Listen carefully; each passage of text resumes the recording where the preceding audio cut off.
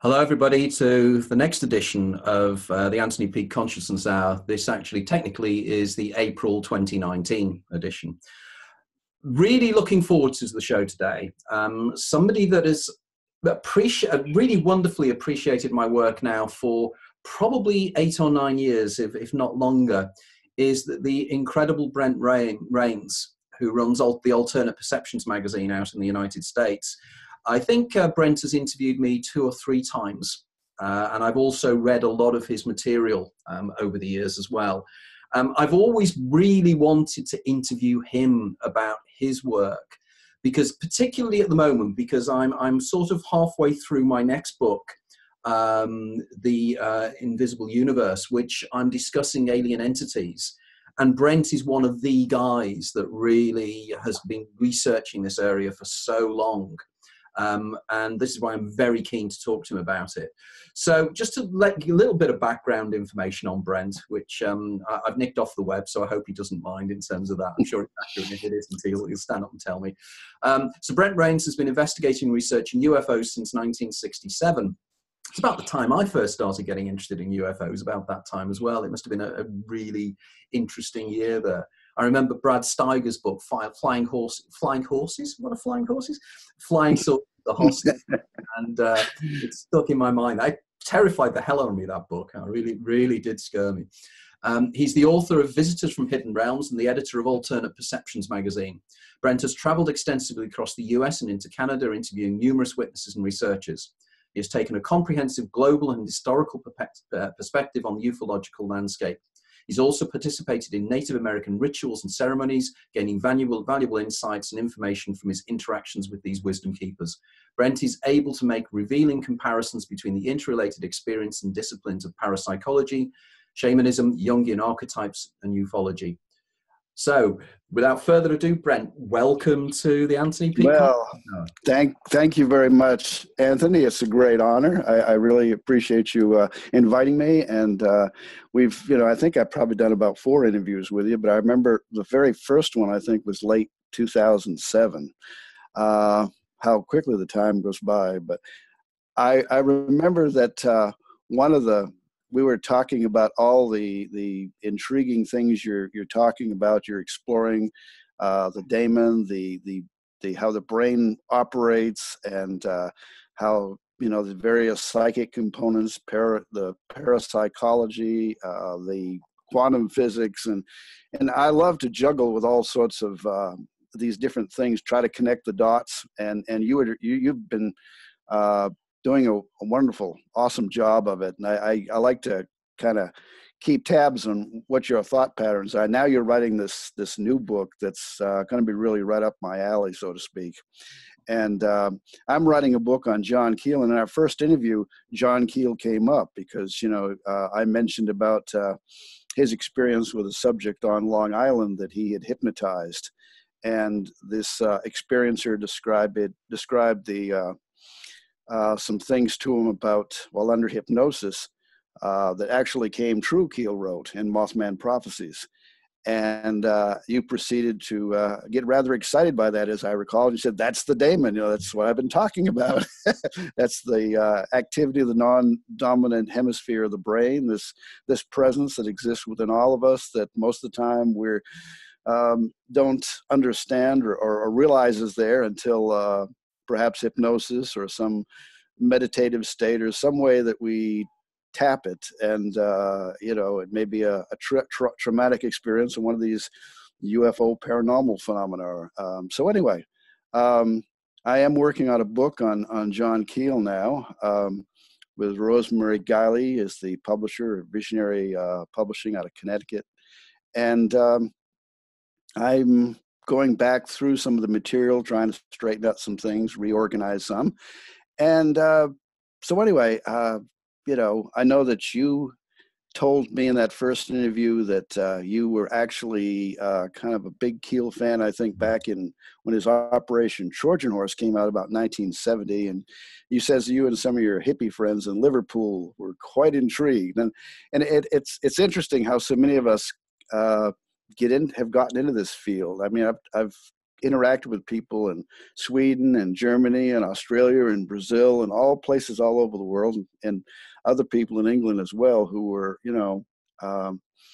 first got their exposure, some of their initial exposure to the unexplained and concepts that, were kind of out there at the time that Keel was introducing to us, some of us kicking and screaming along the way. So how did you get involved in this way back from 1967? What is your background, and how did this world open up to you, in effect?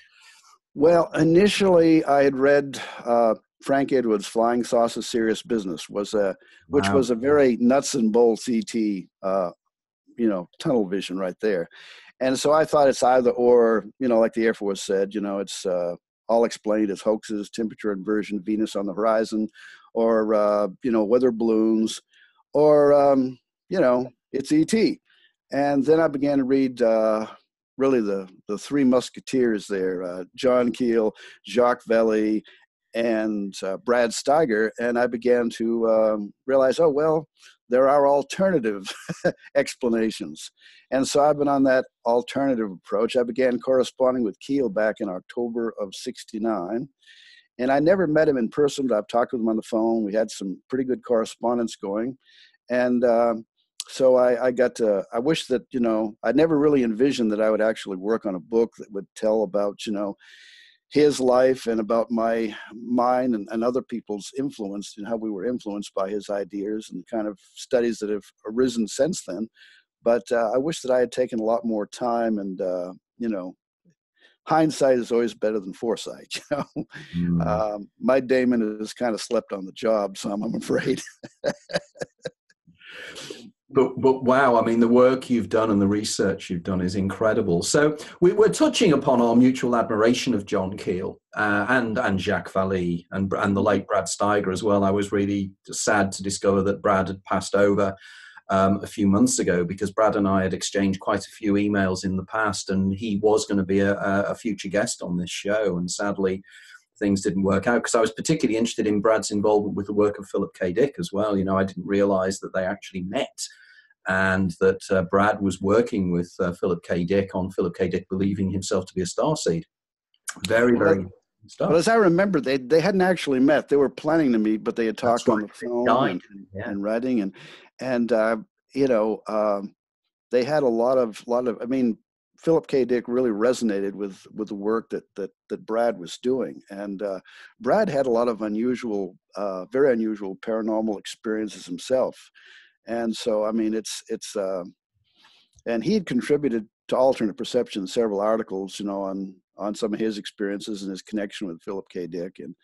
And I got to confess, I haven't read your book yet on Philip K. Dick, but I know I know a lot of the different angles and aspects. It's quite a fascinating thing. And Tim Beckley, I know he wrote a book with various contributions from others on his experiences. And it's I read that. I've read that. In fact, 40 Times sent me a copy of that to go through, and as I recall, you contributed a chapter to it as well, I think, didn't you? Is that right? Yeah, now that you jog my memory, yes, I did. It wasn't really about Philip K. Dick, but it was about other people who had similar kind of experiences. That's correct, yes.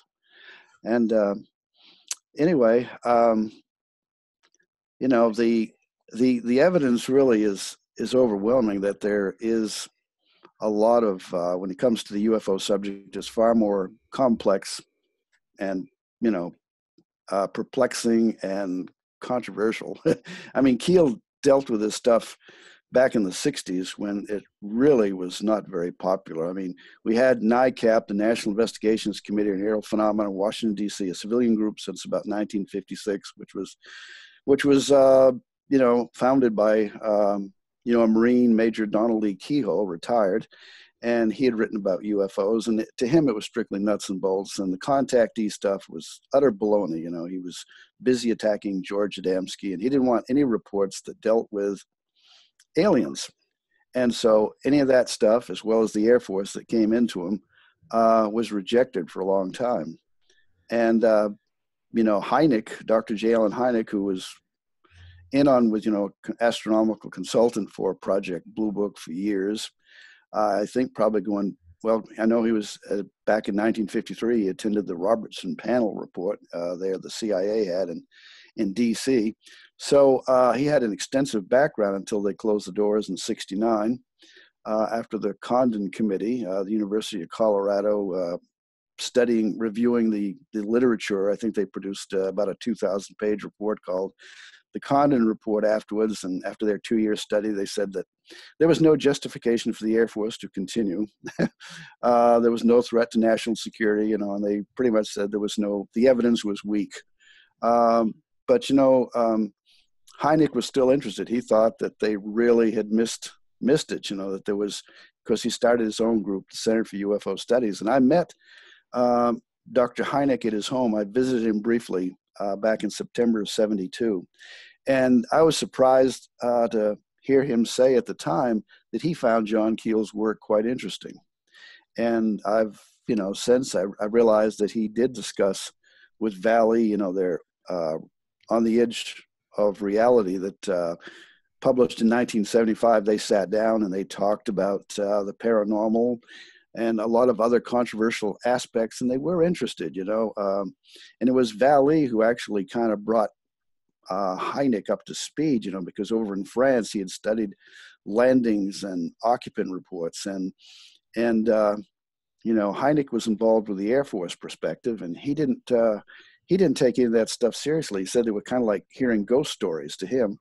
But after Valley introduced him to the ideas, the evidence that existed that, was quite credible, he realized, okay, those burned circles on the ground could have been more than just teenagers, doing something, or just hoaxes or psychological disturbances. A lot of the organizations, NICAP and the Air Force, if they got such reports, they just, put it in the back of a file, or else dismissed it, maybe threw it away as being, they just decided it was not important, that this had to be lunatic fringe or had to be someone with a psychological disturbed personality. And so we're just kind of, I think after Bud Hopkins and Strieber kind of came along, and in '87 with their books, Communion and Intruders, and all these people started coming out of the woodwork. And a lot of people in ufology had to go from strictly the physical descriptions of craft and had to begin to take more seriously the reports of the occupants or the pilots, the entities, whatever you want to call them. And Keel had already treaded on that ground and was criticized, for mentioning missing time and mentioning abduction phenomena and things back in the '60s. And so I remember an interview with Tim Beckley. He said, "Don't you feel vindicated now, like on the paranormal, that people, I think a lot of them through England's Flying Saucer Review, other readers were going out and finding some of the same patterns with the paranormal and such that Keel had been reporting in his articles and books." And I remember he made the statement that, no, that it's, he said, we've just kind of opened Pandora's box right now. There's still so much to uncover yet, That's kind of a, we're just at the very beginning. And of course, Keel's no longer with us, but I think a lot more people are starting to look back on that. It was incredible that he was a guest on Art Bell after the movie came out, Mothman Prophecies, and Art Bell, I understand, didn't even know about John Keel. I mean, that quickly he'd been forgotten. This was a guy who'd been interviewing all kinds of people with wild stories of UFO phenomena and such, and didn't even know about Keel. I remember a researcher a few years ago I was interviewing who was dealing with abduction phenomena and had been a member of NICAP, and I mentioned John Keel, and they said, "Who's that?" And it's like, wow, I mean, this is your field. You've actually written some books and you didn't know who John Keel was. I didn't say that, but it just kind of took me by surprise. So I had to offer an explanation and continue the dialogue from there. Is this because as I'm researching the subject at the moment, it very much seems that the ETA hypothesis, the idea that there are actually aliens coming here in physical craft, is very much the American viewpoint and the USA and Canadian viewpoint on the subject, and the more esoteric parapsychological viewpoint that John Keel and Jacques Vallée and myself and yourself takes was very much a kind of a European thing. But it seems now there's a movement across, because I'm absolutely stunned by hearing that somebody had not heard of John Keel. To me, he was the man. That he was just absolutely incredible for that. In terms of this, then, I know that you've been involved in this for an awful long time. I'm really keen to see any of the cases you've been involved in, or the cases you have experienced or interviewed people or anything that really convinced you, to make you think, there's something more going on here than just simply little green men in machines coming from I don't know, the Pleiades or whatever. Would you like to tell us a little bit about that? Well, I started my own kind of different surveys I've done of people through the years, of trying to just a sort of a very generalized thing, but covering many paranormal components. And again, I found that indeed Keel was right. A lot of these experiencers were describing seeing ghosts. And Keel once wrote back in 1970 his book Strange Creatures from Time and Space, which really was a lot of material that was going to go into Operation Trojan Horse, but there wasn't, the publisher felt that it would be too crowded and broke a lot of that stuff out. And so he put it into another book. But Keel wrote at the time, are ghosts really UFOs and UFO entities, or are UFOs really ghosts? And he says, take your choice. And to Keel, a lot of these things were just the way we perceived them. They were dealing with some sort of interactive intelligence. Now, Keel thought a lot of it was pretty deceptive, and misleading. And it's certainly complex and confusing. But anyway, after I had talked with a number of people, a lot of people from different backgrounds, regular housewife, regular just, the guy that works in a repair shop. But then you have people who know all the sciences, who are PhDs in neuroscience and different things, physics and astronomy, and they have these incredible stories, of encounters, and a lot of times they keep a very low profile, because especially when they're not retired and they're still currently actively employed, because it doesn't matter whether you have a PhD or not. You start talking about seeing aliens and having encounter experiences, paranormal or UFO. It's something that can hurt you. You can just ask Dr. Alio Sprinkle, who used to work at the University of Colorado. He found that in all his studies of hundreds of experiencers and doing regressive hypnosis and learning the details of their alien encounters, that they hesitated to advance him in different areas, at the college, because of his interest. And they actually asked him to kind of tone it down some, because he was being quoted so much in the media, and they were kind of worried about their academic reputations. So it's, and I'm sure many others who have spoken out, like John Mack, with Harvard and so on, have experienced the same things. But anyway, that was, I got into it at age 14 back in early 67.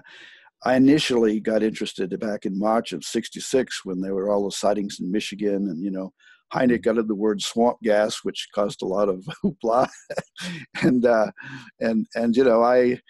I remember my dad and I looking out, because there were reports of UFOs in Maine. It was a widespread thing. I lived in the state of Maine. I was born and raised there. And of course, today I live in Tennessee. That's where my wife has always lived. So anyway, I remember someone asking me, a fellow teenager at the time, "Hey, Brett, you want to start a UFO club?" And I says, nobody really knows for sure. It's just a waste of time. And then I read Frank Edwards' book, and I've been wasting my time for 52 years now. Yeah, because it's quite strange because we're a similar age and therefore we probably had very similar influences because I very much remember the Frank Edwards book. And you got hold of these books and you read them. But I mean, for instance, it's funny how certain cases stick in your mind. Hmm. I remember particularly the Wannock Reservoir case, Yes. UFO and the Wannock Reservoir in upstate New York. That really intrigued me. And is it the Flatwoods monster? Yes. Both of those. Yes. And that one scared the hell out of me. And funnily enough, it's only in my research recently, literally last week, I came across a link with that to another case. And I thought, because that was a really odd, that's the thing about UFOs, as John Keel would say, it's almost like a cosmic joker. It's very Jungian. They're almost archetypes and they're weird. It's as if somebody's saying, what kind of really weird creature can I actually create now for people, for human beings to report back because they're going to think they're crazy. Hmm. People are having genuine experiences. It's self-evident. I mean, for instance, you've interviewed many, many UFO experiencers and abductees and everything. What's your general opinion when you interview them? Do you think that they are just hallucinating, or do you think that it's a really genuine experience for them? And if you do, what do you think is really going on here? What does Brent Raynes really think is happening, and what is going on? What is the game? What's the big game? Anthony, I'm still kind of struggling with that, but I think that some people come away from the experience feeling it's very negative, like Keel did, and I even asked Keel in a conversation we were having on the phone one time. We were talking about Marian apparitions and the similarity to like Fatima, Portugal, and what was seen there in 1917 and earlier, and all of these various Marian apparitions, the religious elements. And I said, you're always talking about demonic type characteristics, the trickster. And there are people who report, and what about the angelic type things, the positive type things? And his response was, they turn sour in the end. And he said that back in the late 60s, he had issued a form letter informing his colleagues in the field that he felt that this phenomena did not have the best interest of humanity in consideration. I like to try to take a more, positive, upbeat consideration to it. I do realize that it's hard to get a theory going of everything because, as we were just recently doing a panel interview for the magazine with various academic people and talking with my longtime co-editor and friend and colleague, Dr. Greg Little, who's a psychologist in Memphis, Tennessee. And, Greg said one of the problems is in this field you have the reason you have such chaos is you can take so many different perspectives and you can justify it in different ways, but nobody to get the theory of everything, the proverbial toe to bring it all together. It's so difficult because you got one group of people who are talking about the Space Brothers and another group who are studying injury cases and UFO hostility, and and it's hard to bring that all together. And yet there does seem to be some real credible evidence that both situations exist simultaneously. And I remember being on a show with Brad Steiger where the main host, I forget his name now, but I was describing these situations in Brazil with people being attacked by UFOs, and then over in Peru where people were saying that they were more like Space Brothers from the 1950s type situation. And he says it sounds kind of like they've all cut up different parts of the planet, these different aliens, and it's like a turf wars, this alien gang over here is doing one thing and another one over, and, but I know Greg had come up with the idea that you're dealing with an energy form and this course goes back to Keel. He was also quite influenced by Keel, his early works and everything. And he got to talk with Keel on the phone too. And so you're dealing with an interactive intelligence, and it connects with you, it interacts with you, and yet it reads you. And I thought that was a very interesting idea. It reads you, it knows your thoughts. And of course, Keel always talked about the reflective factor. He could even come up with an idea to test this, you know. And pretty soon he'd begin to receive reports that kind of validated this particular theory that he was playing with. Like one was that they were aquatic. And then a few days later, he gets this report from a young man who says he was, you know, pulled over the car to pick up a guy who was hitchhiking. And he was a real strange guy with gills on the side of his neck, you know. And so, you know, maybe it's a phenomena that interacts, and for some purpose, it reads us at the level that we're at, and it gives us some kind of insight to do whatever is we, you know, perhaps need to do to evolve. But if we're not at the right level, I know Greg talked about the, you know, with the Native American perspective, the trickster. Native Americans said in the beginning, the trickster, you know, on your quest, the trickster will appear. And that, you know, at first he'll see if you're worthy of this new knowledge. So he'll test you. And if you don't get beyond that, perhaps, you know, the first level of it properly, then it doesn't introduce you to anything more that's meaningful and worthy. You know, if it finds that you're all ego, and you know, like you're told that you're a you know, it builds up your ego in some way, that you're the one, you know, the destined one, and it gives you a perspective to contemplate, and you really don't play the game right, as someone once said recently too. Then you don't evolve the way that you know, this is where you sort of end up at. And I don't know, it's kind of hard to express that idea, but I hope you kind of follow along with it. Yeah, no, I like the idea of that. The idea that it is somehow, it's somehow a psychological phenomenon, but it's far more complex than that. Just to say, for instance, that these things are hallucinations, I would argue, well, then we have to then understand exactly what we mean by the mechanism of hallucinations. How are hallucinations engendered by the brain? Are they engendered by the brain, or is it the doors of perception are open wider, so people actually perceiving a wider reality? Now, when you were talking there, I was reminded, in my book, I'll be dealing a great deal with DMT entities as well.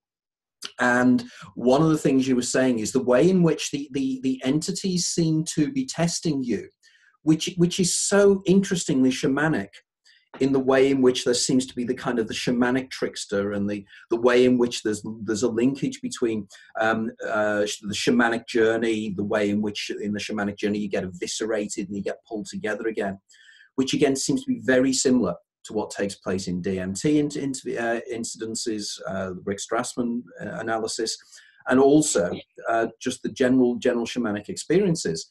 And I was reminded when you were saying that, because there was a guy called Michael Harmer, who was one of the initial ayahuasca researchers. And when he had his extraordinary experiences, the entities turned round to him, and they turned around and said, "We are masters of the universe. You are nothing. We are the most powerful beings in the universe. We created everything." And then when he came out of his ayahuasca, he then mentioned this to a blind shaman. And the blind shaman said, "Oh, well, they always say that. they always say that. They always exaggerate." And it seems that there definitely is similarities here. And there's definitely something going on. Now, I was very interested in you touching in on the Marian apparitions. Could you talk a little bit more about your angle on this, as to where you think they are coming from and how they can link in some way to the UFO phenomenon? Because there'll be many people out there who will not know about Fatima and Lourdes and Megraujuja and the place in Egypt as well.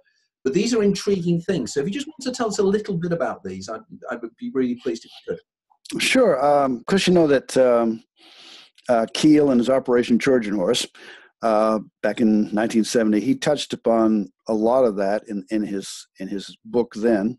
And Valley has also written about the comparisons. And there's also a book, there's actually several books. One that I read was Celestial Secrets, written by two researchers over in Portugal who actually went and interviewed some of the people who were still around back in, I think, about the mid-'70s when they started their research. And there were just a lot of similarities, you know, the angel hair type thing, the zigzagging dance of the sun that was, and the way everybody was drenched, and then the clouds opened up. You know, there was a lot of rain. They were drenched, and there was the ground was wet, and all of a sudden, they called it the dance of the sun. It just appeared, this disc, but it was flying around and doing zigzag or dancing, a falling leaf motion. That was it, which Valley thought, you know, was very comparative. And then these descriptions of things kind of like what's been called angel's hair. And actually there's a picture, I think, from around Fatima of an angel hair that was found. I don't know the details if there was an orb seen at the time, but it was actually photographed, I think, around 1957, at, you know, years later. Through the years, there have been a lot of similar manifestations in that area, and of course around the world. But these young children back actually years earlier, in 1915, began to see, you know, telling the adults, you know, we just talked to this being, and sometimes it was associated with like an orb of light, and they would appear sometimes over like a tree in a certain area, and I would give them a message, and it was often, the messages were often something that was related, spiritual, that connected with their beliefs in the Virgin Mary and you know, the Catholic beliefs. And so, and you know, initially the children were threatened, you know, don't talk about this, by some of the church authorities. You know, this, they thought they were making it up, but they were told that something very significant was going to happen. It was a lot of times it was happening on the same day of the month, the 13th. And they were told that on October the 13th, there would be the Mother Mary had told these children that there was going to be a tremendous blessing, and that all people could see this. It would be something that would end the skepticism. And so it had built up in the media. More and more people were showing up on the 13th. And then the big event, October 13th, 1917 came along. And I think there were like estimated at 70,000 people all converged on this little town in Portugal. And so they're all gathered there. There's clergymen, there's of course many peasants and people with crutches wanting to be healed, and other afflictions. And so anyway, there was this event. Many people. I don't know that all people saw the dance of the sun, but there were many that did. Some up close there at the site. Some people from a distance away, miles away, observed this. And you know, and there was people. There was a torrential downpour just before this. Suddenly the clouds opened up. There was this thing that they thought at first was the sun, but then it was like doing these wild, it was spinning like disc, and it was releasing different colors. People in the crowd would see reds and blues and so on, different colors of the spectrum. And suddenly everything was dry. The clothes were dry, the ground was dry, and they were very mystified by the whole phenomenon, you know. And so anyway, there have been lots of similar events down through the years. Marian apparitions. There was one outside of Cairo, Egypt, a little town called Zayatin back in 1968 to 1970. Not only were there thousands and thousands of witnesses, but there were photographs of like this glowing, luminescent, it was taken to be the Virgin Mary. It was believed by many of the people there, and also luminous birds flying around, orbs and things. And my friend Greg Little and his wife were in Cairo, Egypt a few years back, and they actually went there and talked to some of the witnesses. Greg's been extremely impressed with that series of events. That's intriguing. So, I've seen the photographs of those, and they look a bit strange. But then again, there is an argument to say that, you know, they're blurred because they would have been they're taking something very unusual. So it doesn't necessarily, because they look slightly odd, that they mean that they're not genuine. So what do you think was taking place there with the dance of the sun? My mother used to go on about this. My mother was Roman Catholic, and I have no religion at all. But she used to always say about this event and say, this was proven. I'd say it's utterly ridiculous. How could the sun come that close to the earth and not fry everything? But even at my young age, I suddenly sort of thought to myself, with my knowledge of UFOs, and thought, well, if it was a UFO and if people were misinterpreting the figure of the Virgin Mary, the BVM, and assuming because for cultural reasons you associate it with a particular cultural belief system, it suddenly then made sense. And I do recall reading about this event where all the water was dried, as if there was some kind of heat going on. Mm-hmm. Now, so many witnesses to that. I mean, the only way you can fall back on that is to say it's some kind of collective hallucination. But collective hallucinations, that proves that there was something external to people's perceptions for all different peoples to see it in some way. So again, it was intriguing. And I'm reminded then, moving on from that, the other area, you mentioned to me when we were in contact recently about John Keel's EVPs. And I thought, wow, I don't know about this. So electric voice phenomena, and John was involved with this as well. I'm really keen to know more about this. Well, he was aware of it, and he often felt, again, it was the ploy of he called them the ultra-terrestrials, which was a term he got from Ivan Sanderson, who thought there were maybe bases under the ocean and such. He wrote a book on it, Visible Residence. And but to Keel, they were sort of like the elementals, the occult lore, that they were tulpers, thought forms, that they were this energy, intelligent energy that could actually create these things. And he called them hallucinations, but he called them induced hallucinations. And although they could be transmogrifications, I think another occult term that meant that they could be temporary forms, like a tulpa or something that, words mean different things to different people. But his idea was that they could create temporary, by manipulation of energy and matter, could create temporary apparitions or temporary forms that could be quite intelligent. And I was quite interested to learn that, on December 15th, 1967, when he was sitting in his New York apartment, which is in the Mothman Prophecies, and the thing came over TV about the collapse of the Silver Bridge that, killed 46 people in Point Pleasant, West Virginia. And he had been expecting something was going to happen that night. And he had these warnings about some disaster that was going to happen on the Ohio River. And then it all kind of clicked. And but something he didn't include in the Mothman Prophecies, I found as I was, working on my book, was that he had an experience that he told some people that he shared this with, and they wanted his comment on it, and said, this is quite phenomenal. And he said, well, it hurts his brain too much to really think too much about it. And if something hurts Keel's brain, it's like, wow. But what happened is from early afternoon till nearly midnight, he had a visit from a friend of his, and it's mentioned in the book, Joe Woodvine, who was working for Transit Authority. And he had known this guy since 1950. He was his best man at his wedding back then. And he hadn't seen him in years, and he just happened to come by and visit him on that very day.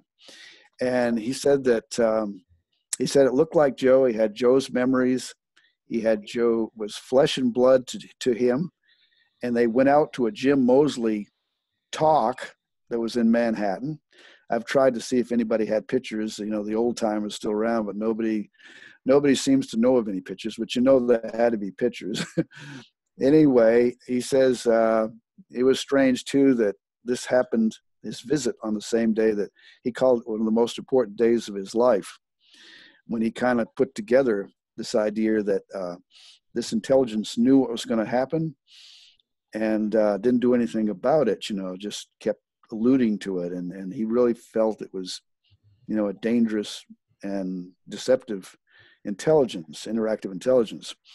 And but I know a lot of other people would have taken a different stance. Now he later met this guy's wife at Macy's store, and he mentioned, "Oh, I saw your husband." She said, "When?" And he said, "It was in December '67." And she said, John, that's impossible. Said he passed away of a heart attack in July 1965. And so anyway, I know that Keel's take on it was, you know, it wasn't real, but he doesn't know how it could have seemed so real. Now, a lot of people would have taken that as being a very,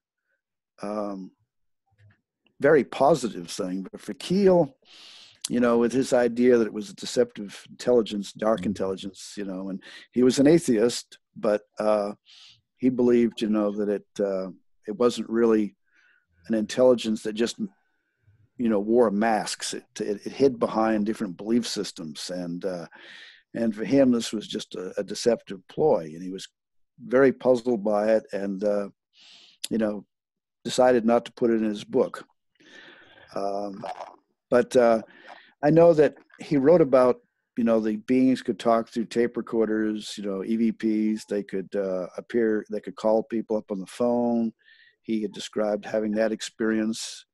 He described, you know, how people believed that they were really that person, but at the same time, he said that he thought that they were just being deluded, that it was a deceptive intelligence, the ultra-terrestrials.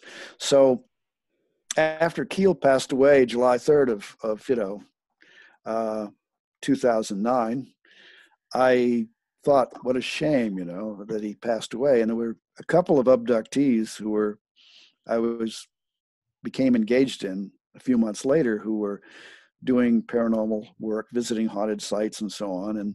And one of them, Brent Oldham, he had been having experiences with ghosts and ETs since age 5. And he was telling me about, you know, the ghost box, you know, you have this digital recorder. It's kind of based on the Frank's box, but today people will take say a Radio Shack digital recorder and put it on, manipulate it where it's on continuous scan, and in the white noise sections they can pick up, you know, voices. And in fact, the very first time he did it, my daughter and wife was there at the home of Sandy Nichols near Nashville, Tennessee,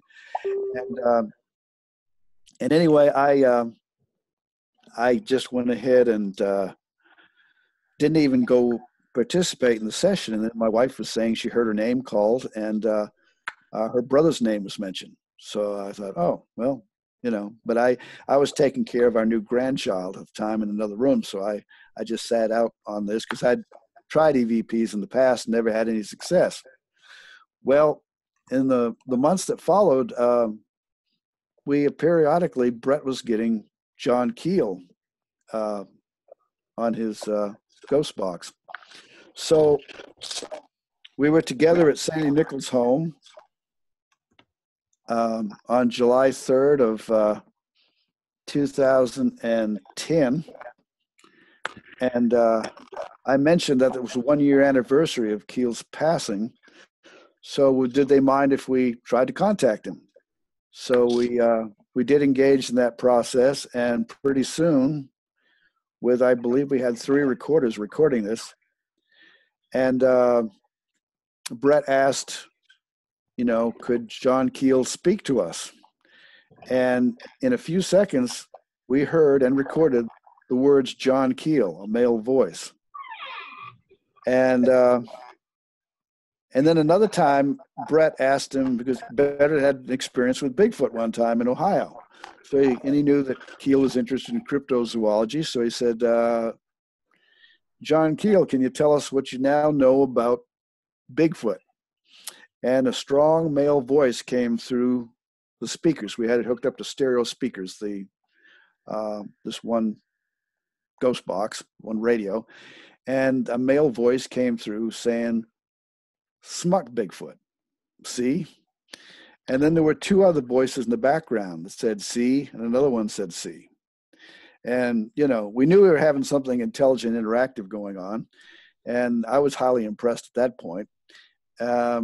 And so my skepticism was kind of evaporating. And I asked, yeah, John, what can you tell us about Jadu? Because I didn't think that Sandy or Brett really knew anything about, you know, that far back in his background. And I thought it'd be an interesting test. And this voice came through and said, Jadu, eh? And I remember Brett saying, did he just say it? And Sandy said, yes. So I said, you know, okay, yeah, yes. What can you tell us about Jadu? And this sounded like the same voice said, into the fire, into the fire. Because Jadu, from his travels over in the Orient, meant black magic. And so anyway, his voice kind of faded, but it was still there. You couldn't make out what he was saying. And then the last thing was, teach me outside. And so from that night on, July 3rd of 2010, I knew that something strange was going on. I've gotten Keel messages a number of times since, maybe half a dozen. In one that I recorded at my own home with my wife present, I got the voice said, John Keel Brent. And then another voice said, Bert here.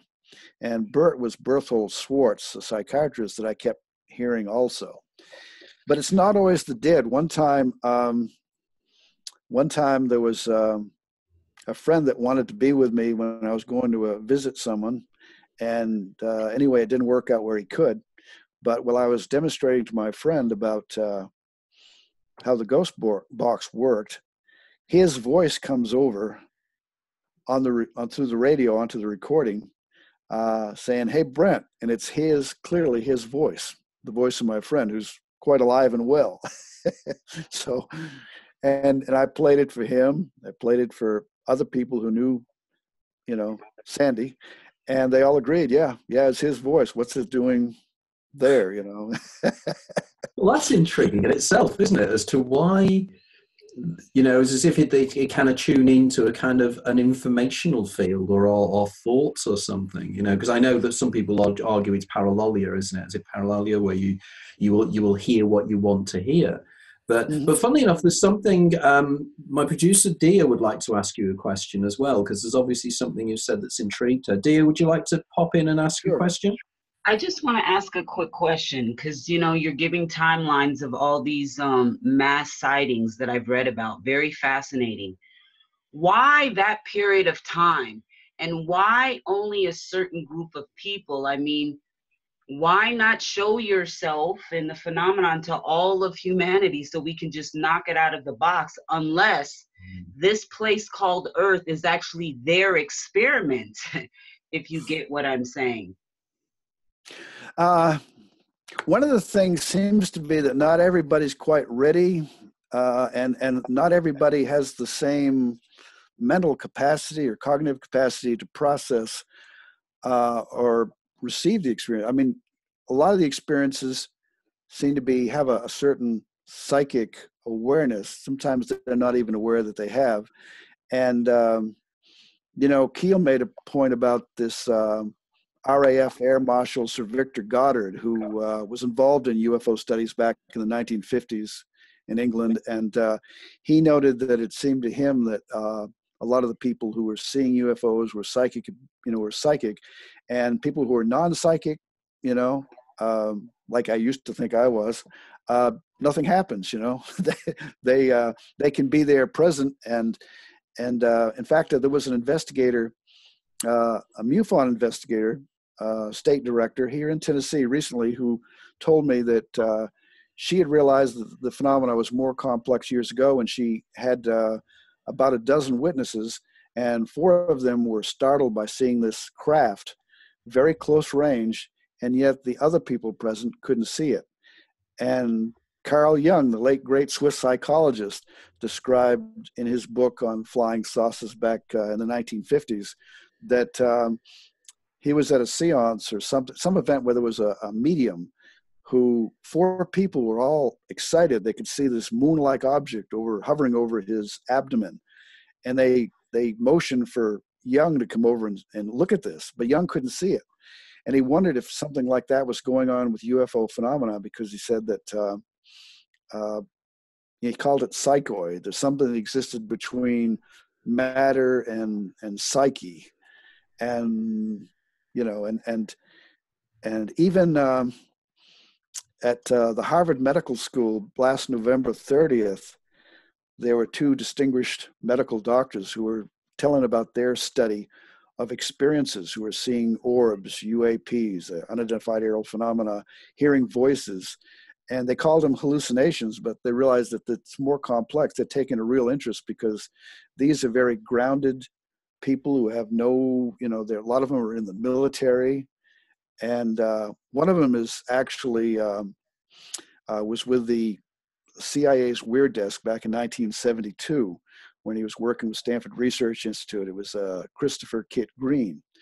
And when they were working, I think what really haunted him over the years was working with Uri Geller, who claimed, when he was a young child, he was hit by a beam. And of course, with Andrew Puharich, the American doctor who came over there to Israel and studied him and got him studied by Stanford and everything, and proposed to the CIA that they should pay attention to this man. And he was at this Lawrence Livermore Nuclear Laboratory about 30 miles from SRI, Stanford Research Institute at the time, back in late 1974. They wanted to study his psychokinetic ability and see if he could do things like misdirect a ICBM missile, the electronic some way, or redirect a laser beam image, something that could be used military-ish, by the military. And a lot of these nuclear scientists were actually describing that they were having weird experiences there in the lab or at home where they were seeing like orbs floating through the air or rolling across the ground, even seeing these large bird-like apparitions in their homes.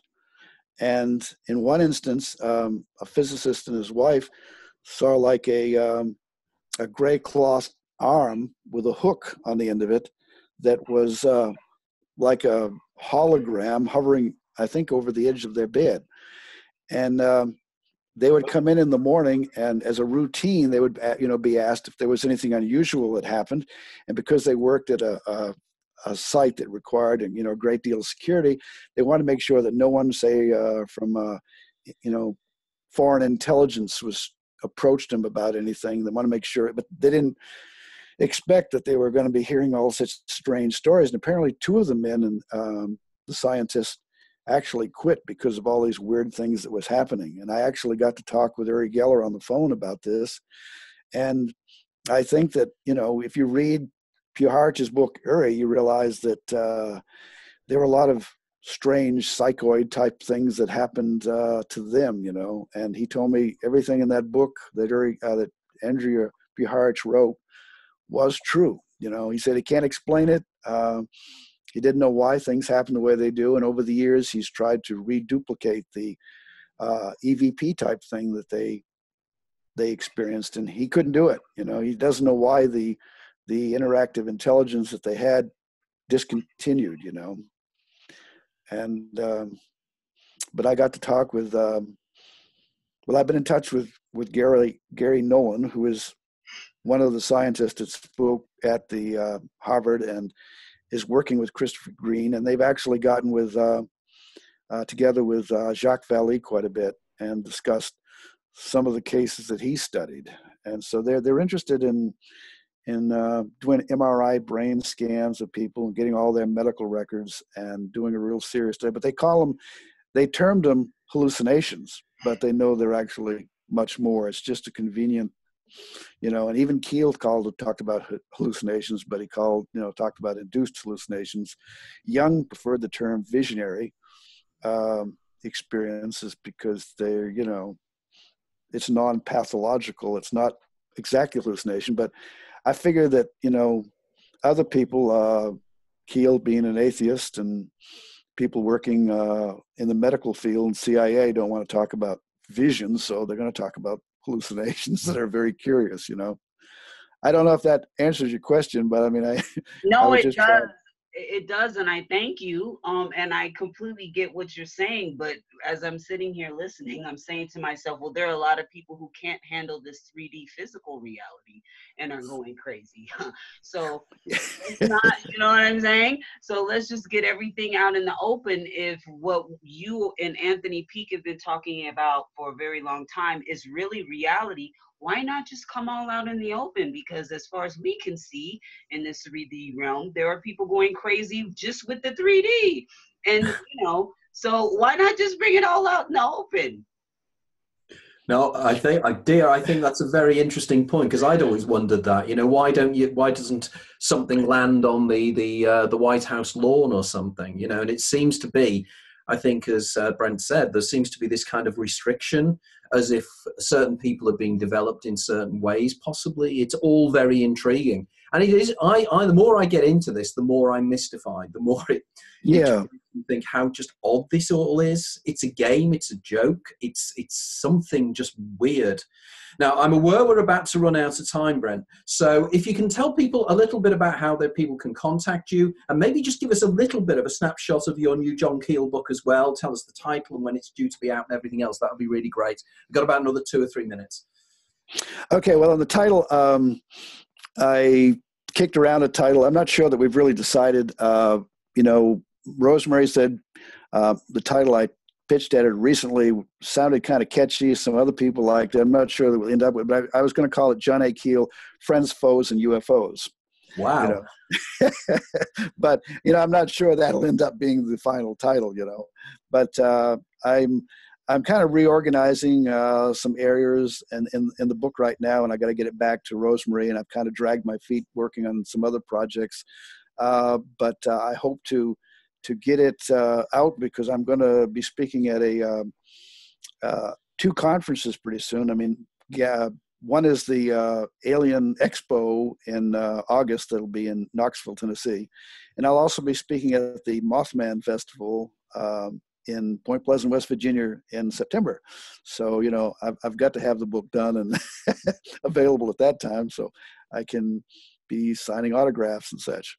But anyway, I've edited Alternate Perceptions since actually it started in 1985 as basically a 3-4 page newsletter called Para-Ufology Forum. And from the very beginning, my friend Greg Little was, working on articles and things for me. And then in 1993, we're out down in Mississippi looking at Indian mounds, and he says, "Hey, why don't we join forces? And I help you do this, because I've been involved in printing various newsletters and things, and we can give this a much more professional image than what I was doing at the time." And eventually we got up to about a 56, 58 page magazine that had a color cover, and we had magazine distributors across the US and up into Canada. But about 2000, we realized, Greg pointed out to me that, the industry is changing. Everything's going internet. And I'm afraid we're going to too, because we're losing some of our distributors. Most people are just wanting to get their information from the internet. So we're going to go ahead and pay our, maybe print one more issue, but otherwise pay our subscribers back, the money that they didn't go on their subscriptions to fulfill their descriptions, and then just direct them to the internet. And so I miss the old publication days, but I also like the way that you can reach an international audience on the internet as well. So I think everything is good, and we're continuing our mission, whatever that is. Well, that's excellent, because I love the magazine. I think it's really excellent, and it's so much needed. We need magazines like this, whichever way they're distributed as well. So Brent Raynes, thank you very much. Wonderful, fascinating conversation, as I expected it to be. And I've learned a great deal, and there's still an awful lot I need to talk to you about, but maybe we can probably have some kind of Skype con at some stage in the future, particularly in the research of my new book. Right, okay, everybody, thank you for listening in. Our next guest for the May show will be Dr. Alex Defoe, who is an Australian parapsychological researcher who I met in Australia when I was down in Melbourne 3 or 4 years ago. Alex is doing some very, very interesting work, and very keen to have him and have his opinions on these phenomena. Okay, so Brent Raynes, thank you very much. And thank you, Anthony. Okay, and thank you, Dia Nunez, as always, over there. Because, folks, you got the opportunity there to actually hear Dia speak. She doesn't normally come forward, so obviously that's a good sign that she was really keen and very, very interested. Okay, thank you very much. Until next time. Thanks. Bye-bye. Right. Thank you, everyone.